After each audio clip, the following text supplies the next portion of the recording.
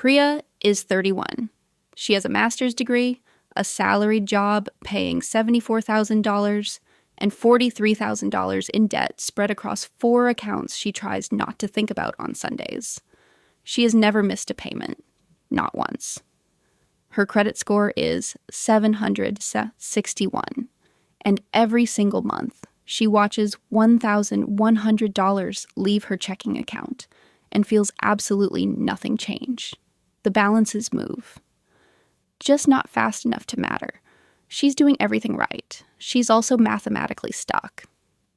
My name is Susan, and I spend way too much time thinking about why debt feels like quicksand even when you're making payments.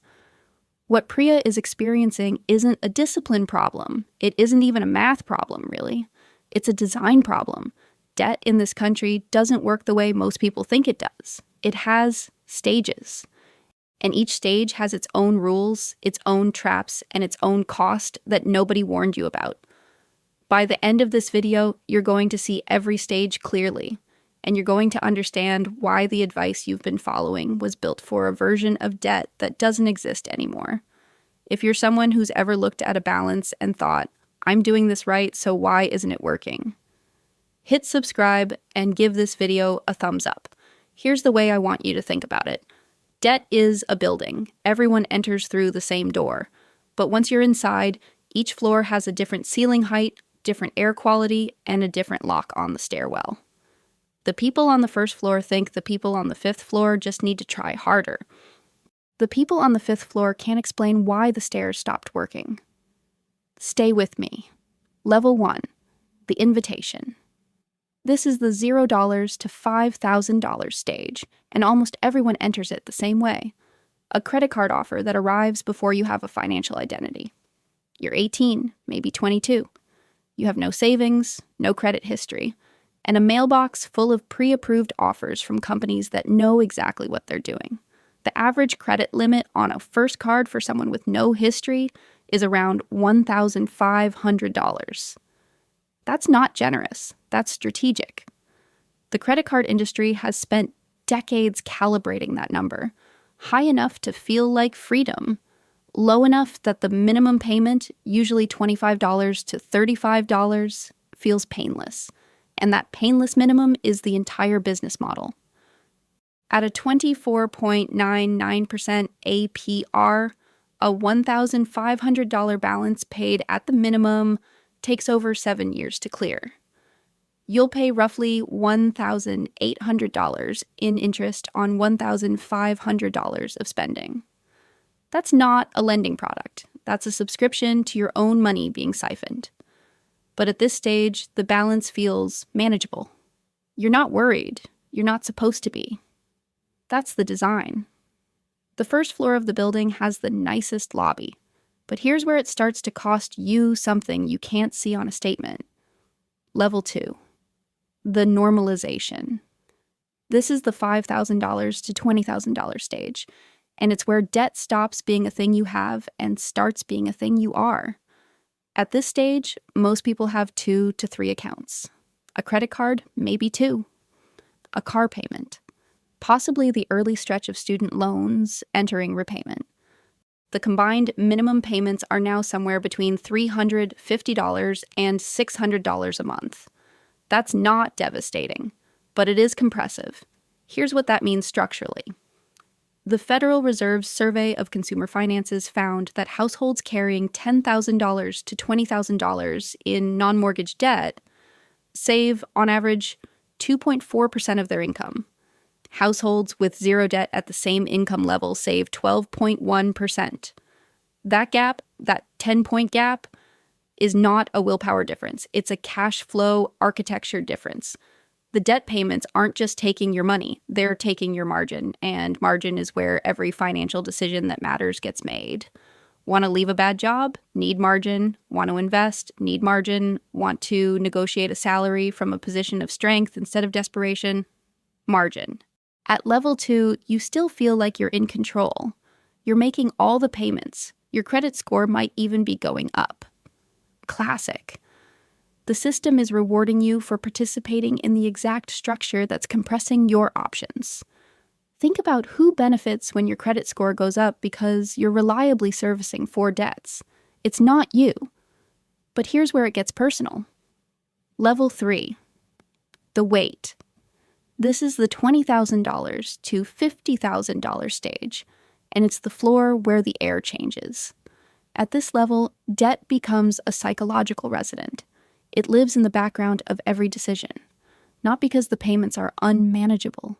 They might still be technically affordable, but because the balance has crossed a threshold where it now takes years, not months, to imagine being free of it.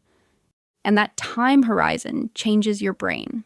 Research from the National Bureau of Economic Research found that individuals carrying debt-to-income ratios above 30% show measurably higher cortisol levels, reduced long-term planning capability, and increased likelihood of making financially conservative choices.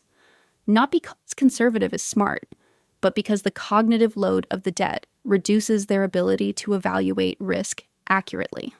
In plain language, the debt makes you worse at the decisions that would help you escape the debt.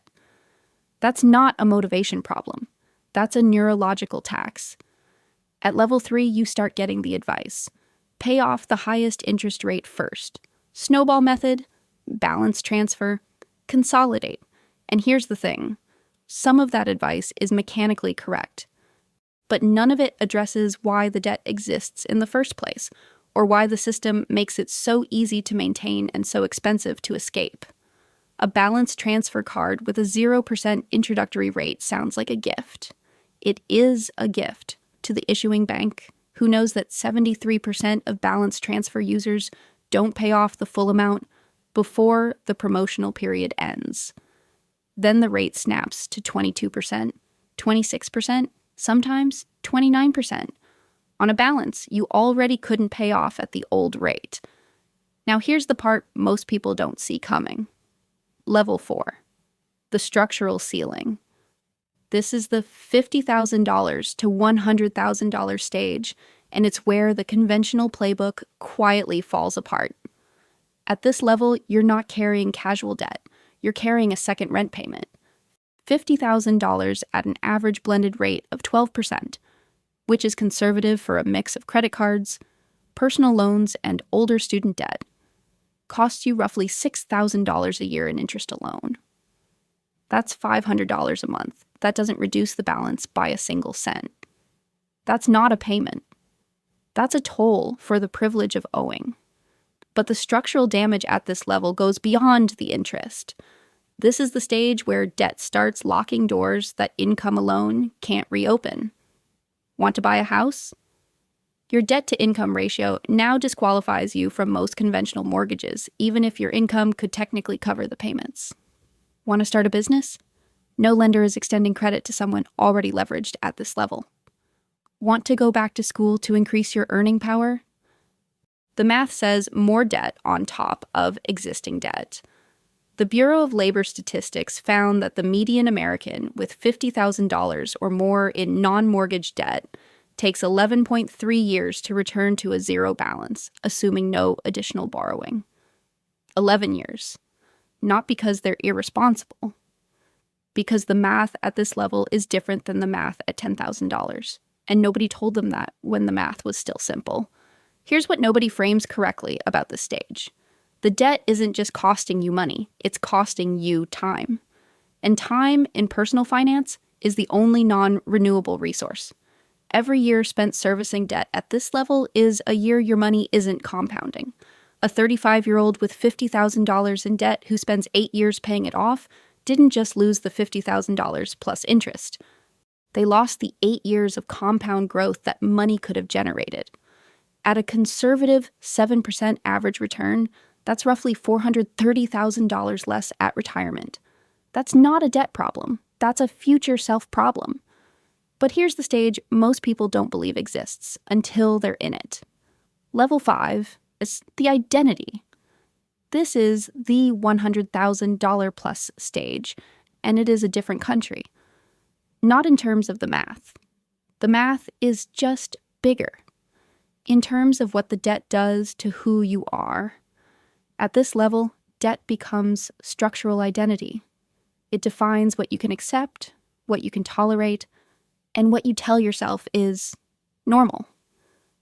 Elizabeth Warren's research on household debt describes this as the normalization of crisis, the point at which a household stops experiencing debt as a problem to solve and starts experiencing it as a permanent feature of life, like weather. You don't fight weather, you endure it. At level 5, you've probably refinanced at least once. You've probably consolidated at least once. You've probably had a conversation with a financial advisor who told you to focus on high-interest debt first, as if you hadn't already thought of that. The advice at this level isn't wrong.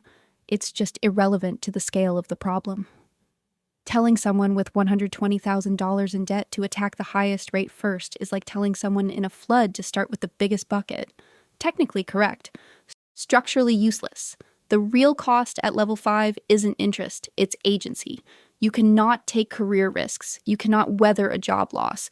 You cannot say no to a bad situation because the alternative is worse. The debt doesn't own your money anymore. It owns your decisions. And here's the part that should genuinely disturb you. The financial services industry knows this. They know that people at this level are the most predictable consumers in the economy.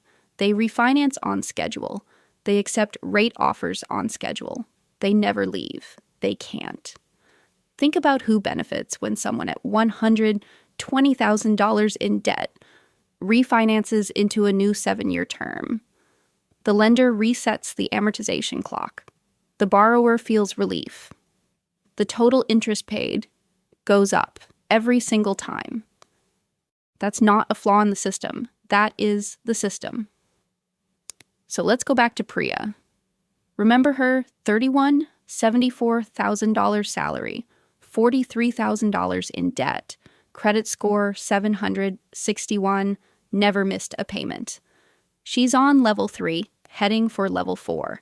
And the thing keeping her up on Sundays isn't the debt itself.